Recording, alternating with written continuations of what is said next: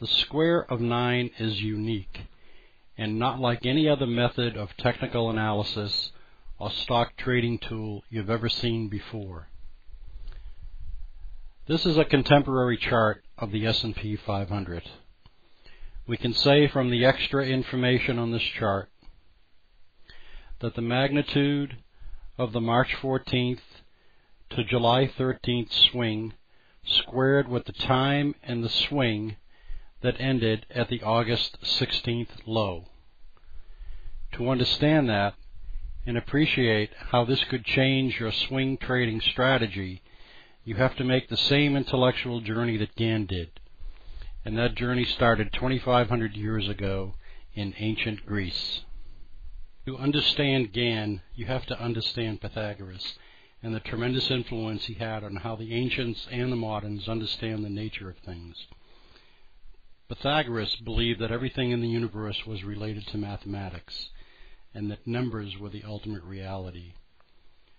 Through mathematics, everything, including human behavior, could be measured in rhythmic patterns or cycles and predicted.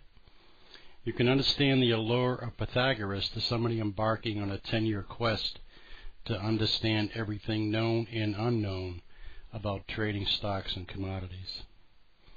Pythagoras also believed in something called the harmony of the spheres. He believed that the planets and stars moved according to mathematical equations which correspond to musical notes, and thus produced a symphony that he called the harmony of the spheres. Many believe that Gann's work has an astrological basis, but I think you'll find that even that conviction is really based on mathematics. I believe the more original Gann you read, the more Pythagoras you will hear. In addition, much of what comes to us as Gann's writing is intentionally obscure and sometimes even misleading. Here too, Gann follows an ancient tradition that knowledge must be earned and not come too easily, lest it not be appreciated. People of the ancient world were well-traveled, and Pythagoras drew heavily from ancient Egyptian, Hebrew, and Indian tradition as much as he contributed to them. Gann, in turn, draws from biblical numerology, which places special importance on certain numbers. One of the derivatives of Pythagoras' work is what we know today as sacred geometry. The underlying belief of the sacred geometry is that geometry and mathematical ratios, harmonics, and proportionality are the basis of music, light, cosmology, and all other observable features of the universe. To understand the square of 9, and I think to understand all of Gann's other work, you have to appreciate his appreciation of the ancient philosophy of harmony through numbers. Gann is reputed to have had a model of the Great Pyramid of Giza on his desktop, and if you go through this visualization, I think you may understand why. This is a two-dimensional version of the square of 9, what you know as a Gann wheel. It's a rectangle with 4 corners.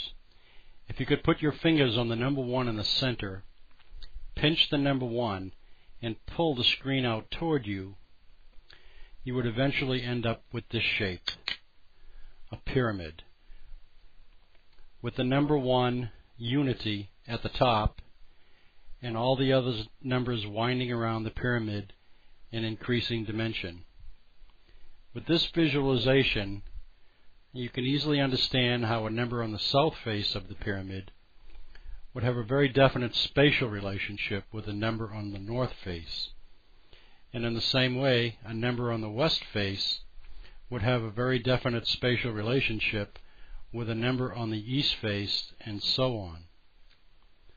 So we believe that the key concept of the square of 9 is the spatial relationship between the numbers on the square, even though we can only see them in a two-dimensional form. And we're back to the chart of the S&P 500.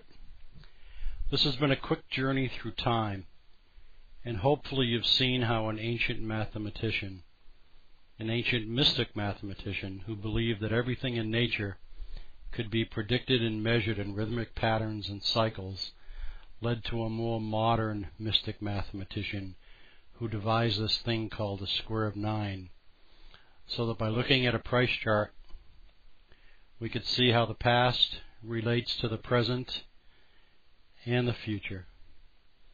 The square of 9 is intriguing. It's a mysterious adventure in perception if nothing else, and it is not for everybody.